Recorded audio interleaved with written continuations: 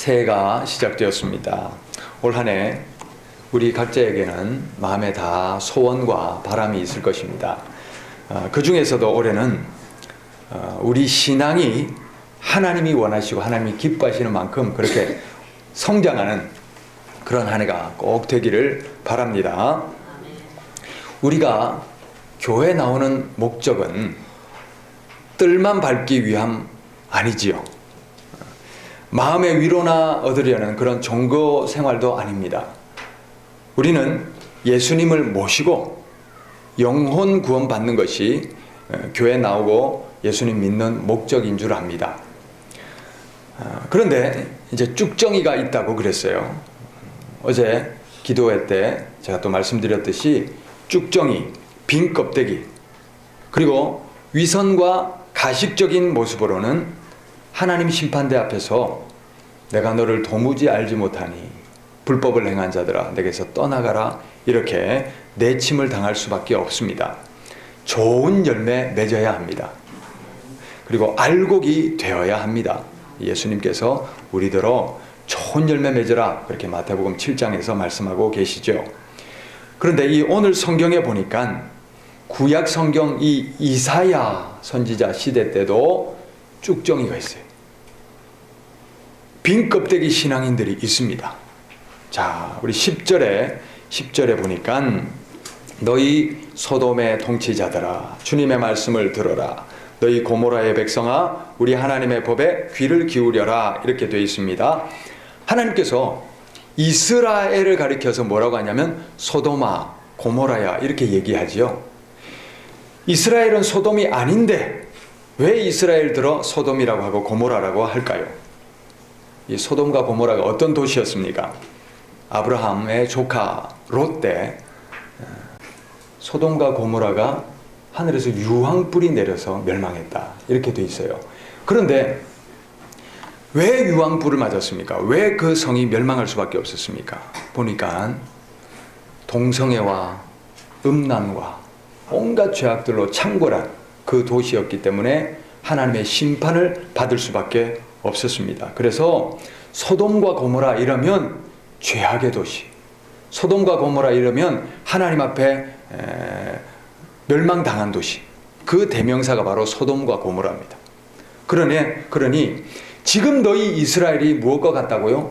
소돔과 같고 고모라 같다. 그렇게 죄악으로 그렇게 망할 짓을 하고 있구나, 그렇게 하나님께서 한탄하시는 장면이죠. 자, 그런데 온갖 죄악을 저지르면서도 스스로 깨닫습니까? 못 깨닫습니까? 못 깨닫는 거예요. 이 바이메탈이라고 있잖아요. 온도가 그만큼 올라가면 자동으로 딱 멈추고 또 떨어지면 다시 가동이 되고 이게 돼야 되는데 그 바이메탈이, 영적 바이메탈이 고장난 거예요. 너무나 이 죄악에 익숙해져 버리다 보니까, 너무나 이것을 당연하게 행하다 보니까, 그동안 습관적으로 하다 보니까 죄를 저지르면서도 죄악인 줄 모르는 거예요. 영적 바이메탈이 고장나서 그 한도가 넘어가 버린 거예요. 이렇게 죄악을 저지르면서도 이 사람들은 번지르르하게 제사는 잘 지냅니다. 자, 그 모습이 11절부터 나옵니다. 11절부터 15절 우리 같이 읽읍시다. 주님께서 말씀하신다. 무엇하러 나에게 이 많은 제물을 바치느냐? 나는 이제 순양의 번제물과 살진 짐승의 기름기가 지겹고 나는 이제 수송아지와 어린 양과 순염소의 피도 싫다. 너희가 나의 앞에 보이러 오지만 누가 너희에게 그것을 요구하였느냐? 나의 뜰만 밟을 뿐이다. 다시는 헛된 제물을 가져오지 말아라. 다 쓸모없는 것들이다. 분향하는 것도 나에게는 역겹고 초하루와 안식일과 대회로 모이는 것도 참을 수 없으며 거룩한 집회를 열어놓고 못된 짓도 함께하는 것을 내가 더 이상 견딜 수 없다. 나는 정말로 너희의 초하루 행사와 정한 절기들이 싫다. 그것들은 오히려 나에게 짐이 될 뿐이다. 그것들을 짊어지기에는 내가 너무 지쳤다. 너희가 팔을 벌리고 기도한다 하더라도 나는 거들떠보지도 않겠다. 너희가 아무리 많이 기도를 한다 하여도 나는 듣지 않겠다. 너희의 손에는 피가 가득하다. 하나님이 기가 막힌 말씀을 하십니다. 나는 너희 제사가 싫다. 난 너희들 때문에 지쳤다. 너희들이 아무리 기도해도 내가 이제는 들어줄 수가 없다. 너희들이 나의 뜰만 밟고 다니는구나. 그런 말씀을 하십니다. 우리가 올해 첫 예배를 시작하고 있습니다. 이 첫 예배를 통하여 우리에게 이런 결단이 있어야 합니다. 더 이상 우리가 성전 뜰만 밟고 다니는 그런 가짜 신앙인 되지 맙시다. 이제는 더 이상 빈 껍데기 쭉정이 그런 종교인 되지를 맙시다. 성전뜰을 100년을 밟고 다녀도 빈 껍데기 쭉정이라면 구원 못 받습니다. 교회에 다니는 것이, 교회 다니는 이 자체가 면죄부가 아닙니다.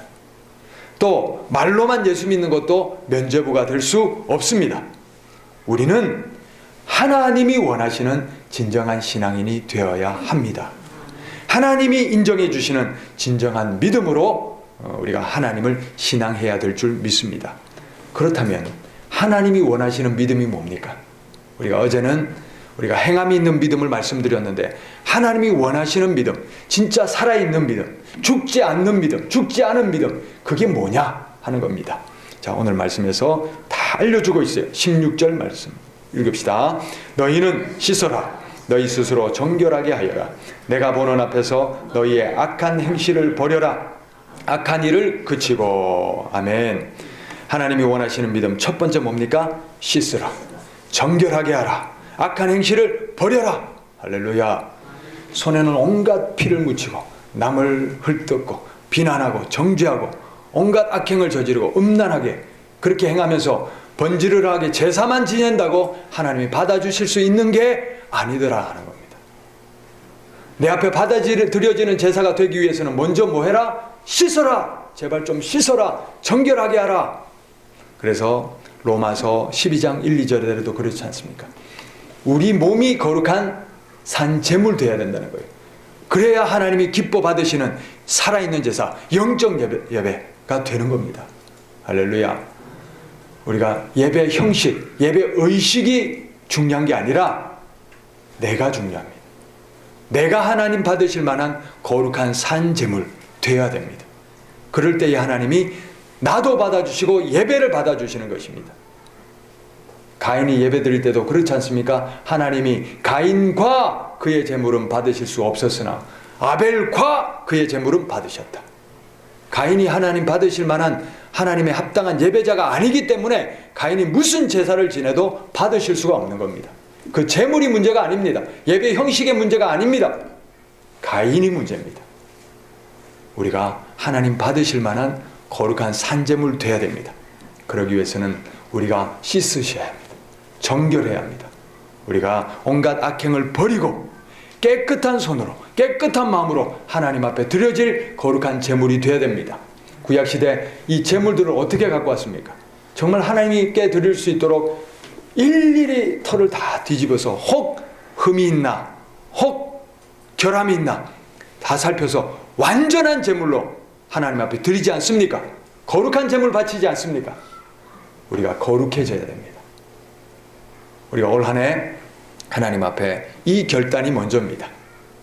하나님 앞에 정결하게 살겠습니다. 어떤 죄악도 허용하지 않겠습니다. 하나님 앞에 악행을 다 버리고 하나님 앞에 씻겠습니다. 할렐루야. 이 결단으로 올 한 해 첫 출발하시기를 바랍니다. 그 다음 17절 말씀 읽읍시다.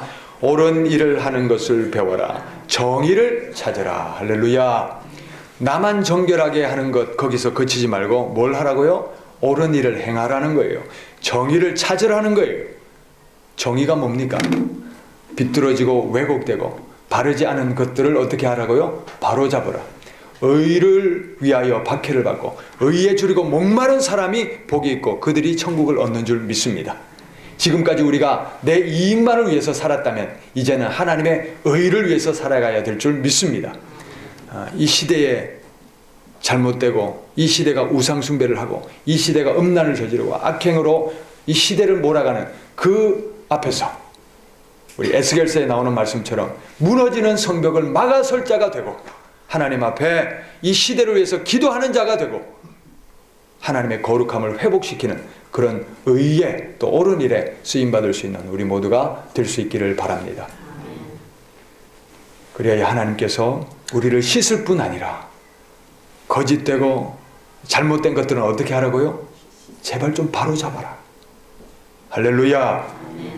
그 다음은 뭡니까? 세 번째 읽읍시다. 억압받는 사람을 도와주어라. 고아의 송사를 변호하여 주고 과부의 송사를 변호하여 주어라. 아멘. 고아와 과부와 나그네를, 억울한 사람들을 어떻게 하라고요? 돌보라. 이것이 바로 하나님의 말씀입니다. 그런데 여러분, 우리가 산상수훈을 했지요. 산상수훈의 말씀과 이 말씀이 어떻습니까? 일치합니다. 정확하게 일치하죠? 정결하게 하라. 두 번째는요, 우리가 사람 앞에서가 아니라 하나님 앞에서 행하라. 그건 다른 말로 하면 하나님 앞에서 해야 될 것은 하라. 세 번째는 뭡니까? 고아와 과부와 나그네, 남을 대접하라. 할렐루야. 이웃을 사랑하라. 하나님의 말씀은 구약이나 신약이나 하나로 흐르고 있습니다. 우리를 향한 하나님의 뜻은 하나입니다. 예수님이 말씀하신 하나님의 뜻도 하나입니다. 할렐루야. 그러므로 우리가 이 말씀 새깁시다. 일평생 새깁시다. 그리고 이 말씀대로 우리가 행할 때에 하나님이 우리를 받아주시고 예수님의 구원의 은총이 우리에게 임하는 것입니다. 예수 믿는 사람들은 더 이상 자기의 이기주의인 사람으로 남아있을 수가 없습니다. 예수 믿음에서도 이기적이다. 그것은 뭔가 잘못된 것입니다. 잘못 믿고 있는 겁니다. 예수 믿으면 우리가 내 이익이 아니라 하나님의 나라와 하나님의 의를 위해서, 고아와 과부와 나그네를 위해서, 나의 도움이 필요한 곳을 위해서 어쩔 수 없이 흘러 들어가게 돼 있습니다. 왜 그렇습니까? 우리 주님이 그러셨잖아요. 우리 예수님이 그러셨잖아요. 요한복음 13장에 보니까 그 13장의 장면이 뭐냐면, 이제 예수님이 다음 날이면 이제 돌아가시는 걸 아시거든요. 그 마지막 저녁이거든요. 그 마지막 저녁에 제자들 다 불러 모아놓고 예수님이 뭐 하십니까? 빵을 나눠주시면서 이것은 너희를 위해서 찢는 내 몸이다. 이것은 너희를 위해서 흘리는 내 피다. 예수님 그렇게 나눠주시는데 놀랍게도 그 자리에 누가 있습니까? 베드로가 있어요. 예수님이 베드로가 내일 부인할 것을 몰랐습니까? 아셨어요. 아시면서도 그 제자를 위해서 살과 피를 내주셔요. 가룟 유다가 있어요. 가룟 유다가 예수님 배반할 걸 몰랐습니까? 아셨어요. 그 가룟 유다를 위해서도 예수님이 살과 피를 찢어주셨어요. 그리고 그들의 발도 씻어주셨어요. 요한복음 13장 1절에 뭐라고 되어 있느냐 하면, 예수님께서 이제 가야 될 때가 아시고는, 이런 줄 아시고는 자기 사람들을 사랑하시되, 그 제자들을 사랑하시되, 그 베드로도 가룟 유다도 사랑하시되 끝까지 사랑하시니라, 이 말씀이 되었습니다. 나를 배반할 사람이라 할지라도, 나를 팔아버릴 사람이라 할지라도, 나를 부인할 사람이라 할지라도 내치지 않고 어떻게 합니까? 끝까지 사랑하시니라. 그들을 위해서 모든 것 내어주신 그 예수님입니다. 그것을 다 보여주셨어요. 살과 피를 나눠주시면서 보여주셨어요. 발도 씻어주시면서 보여주셨어요. 그리고 13장 34절에 말씀하셨어요. 서로 사랑하여라. 내가 너희를 사랑한 것처럼 너희도 서로 사랑하여라. 예수님 그 말씀 남겨주시고 가셨습니다. 이것이 바로 우리 모두에게 남겨주신 예수님의 새 계명입니다. 우리는 진정 예수님을 믿는다면, 진정 예수님의 사랑을 안다면 더 이상 이기적인 사람으로 남아있을 수가 없습니다. 그 예수님이 우리를 위해서 다 찢어주셨는데, 다 내어주셨는데, 다 쏟아주셨는데, 우리가 더 이상 무엇 때문에 내 욕심, 내 이기심을 쌓아 올리느라고 살아갈 수 있겠습니까? 우리 모두는 예수님의 말씀을 행할 수 있어야 하겠습니다. 사랑합시다. 예수님처럼 용서하지 못할 사람이라 할지라도 용서하시고, 사랑할 수 없는 사람도 사랑하시고, 내 도움이 필요하다면 낮은 곳에 조건 없이 우리의 삶을 흘려보내고, 우리의 물질도 흘려보내고, 우리의 시간도 흘려보내고, 우리의 헌신도 흘려보낼 수 있는 그런 사랑하며 사는 사람들이 되실 수 있기를 바랍니다. 이것이 바로 하나님이 우리를 향한 뜻입니다. 그리고 예수님의 우리를 향한 뜻입니다. 이렇게 살면 어떤 결과가 주어집니까? 18절 말씀 읽읍시다. 주님께서 말씀하신다. 오너라 우리가 서로 변론하자. 너희의 죄가 주홍빛과 같다 할지더라 눈과 같이 희어질 것이며 진홍빛과 같이 붉어도 양털과 같이 희어질 것이다. 아멘. 이렇게 씻고 정의를 행하고 또 고아와 과부를 살피고 그렇게 하나님의 말씀대로 살아가면 어떻게 한다고요? 하나님이 우리 죄를 사하시겠다. 죄사함을 받아야 천국 가는 줄 믿습니다. 죄사함 받을 길은 바로 하나님의 말씀, 하나님의 뜻대로 우리가 행해야 될 줄 믿습니다. 19절 말씀. 너희가 기꺼이 하려는 마음으로 순종하면 땅에서 나는 가장 좋은 소산을 먹을 것이다. 땅의 소산, 우리가 먹고 사는 것, 이것도 다 책임져 주시는 줄 믿습니다. 우리가 하나님의 뜻대로 행할 때에. 할렐루야. 자, 그러나 20절 말씀 읽읍시다. 그러나 너희가 거절하고 배반하면 칼날이 너희를 삼킬 것이다. 이것은 주님께서 친히 하신 말씀이다. 아멘. 이제 우리에게는 선택이 남아 있습니다. 올 한 해 어떻게 살아가시겠습니까? 우리가 진정한 신앙인이 되어야 될 줄 믿습니다. 오늘 이 시간에 올 한 해 시작하면서 내 믿음을 한번 점검해 봅시다. 나는 진정으로 하나님과 예수님을 믿고 있는가? 이 믿음이라는 것은 내가 판별하는 거 아닙니다. 그렇죠? 누가 판별해 주십니까? 하나님이 판별해 주십니다. 그러므로 우리는 내가 만족하는 믿음이 아니라 하나님이 인정해 주시는 믿음, 하나님이 만족해 주시는 그런 믿음에 이르러야 될 줄 믿습니다. 나더러 주여 주여 하는 자가 천국에 이를 것이 아니라 하나님 아버지의 뜻대로 행하는 자라야 들어가리라. 행함이 없는 믿음은 죽은 것이다. 그러므로 행함으로 우리의 믿음이 증명될 수 있어야 됩니다. 예수님을 진정으로 믿는다는 것은 뭐냐면 내가 예수님과 하나님을 믿기 때문에 그 믿음대로 내 삶이 따라지고 행동해지는 것이 바로 진정한 믿음인 줄 믿습니다. 하나님은 우리가 빈 껍데기로 더 이상 성전들만 밟는 것을 싫어하십니다. 하나님은 우리가 죄를 씻고 옳은 행실과 정의를 행하고 고아와 과부와 이웃들에게 우리의 사랑을 실천하는 것을 기뻐하십니다. 그것이 진정한 예배자입니다. 그것이 진정한 하나님이 받으시는 예배입니다. 자, 우리가 함께 영상을 볼 텐데 이 영상은 KT 데이비스라는 자매의 삶을 그린 영상인데 KT 데이비스라고 하는 20대 초반의 백인 자매입니다. 이 자매가 세상 사람들 부러워하는 거 다 가진 그런 자매입니다. 미국 테네시주 아주 부유한 가정에서 자랐습니다. 고등학교 때 스포츠카를 타고 잘생긴 남자친구가 있고 공부도 1등하고 학생회장도 하고 그러던 자매입니다. 그거 다 버리고 우간다에 가서 주님을 따라가는 삶을 쓴 책입니다. 이 KT 데이비스가 고3 때 여름방학 끝날 때쯤 우간다에 있는 어느 고아원에 봉사자가 모자란다는 이야기를 듣습니다. 3주간 동안 그 아이들과 같이 지내고 그리고는 돌아왔는데 고3 내내 그 아이들만 얼굴이 어른거리는 거예요. 그 아이들이 잘 지낼까?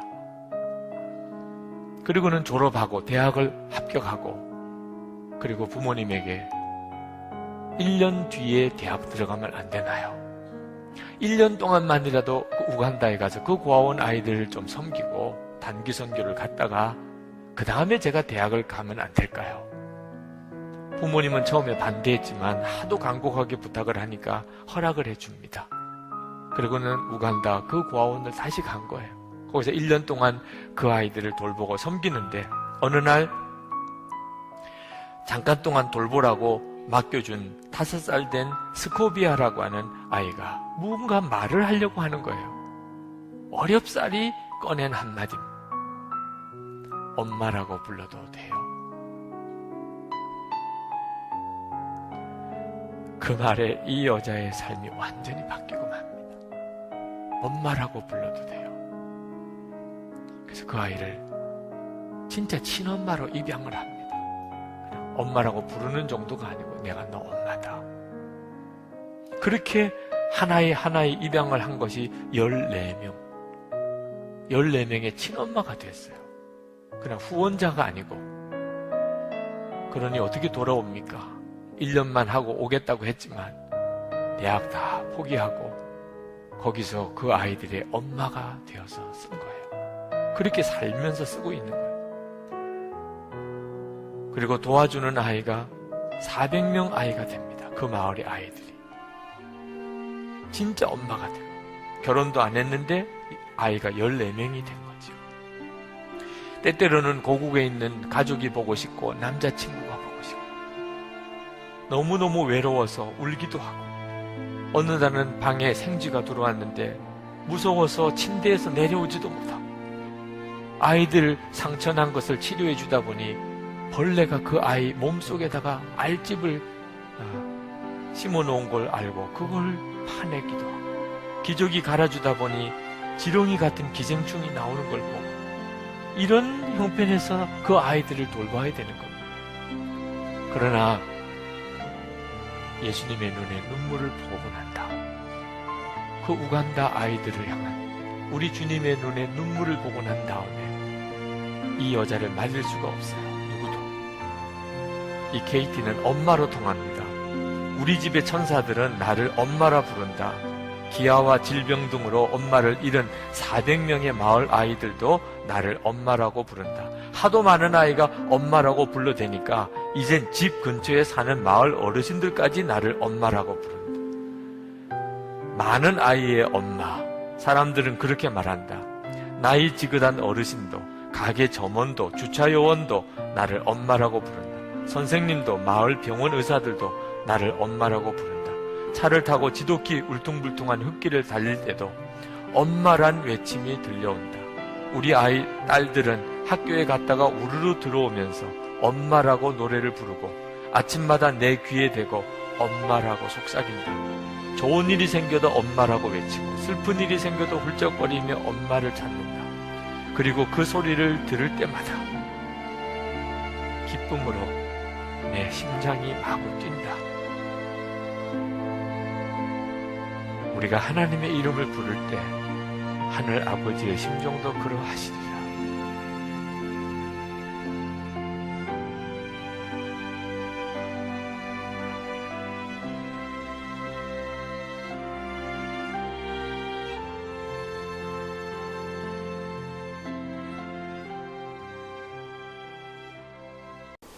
하나님께서 왜 우리를 이 땅에 보내셨을까요? 예수님이 왜 우리를 위해서 십자가를 져주셨을까요? 서로 사랑하라. 내가 너희를 사랑한 것 같이 너희도 서로 사랑하라. 우리 예수님의 사랑을 예수님이 머무신 그 자리로 다 흘려보내시며 주님 앞에 복되게 귀하게 쓰임받는 올 한 해가 되실 수 있기를 바랍니다. 기도합시다.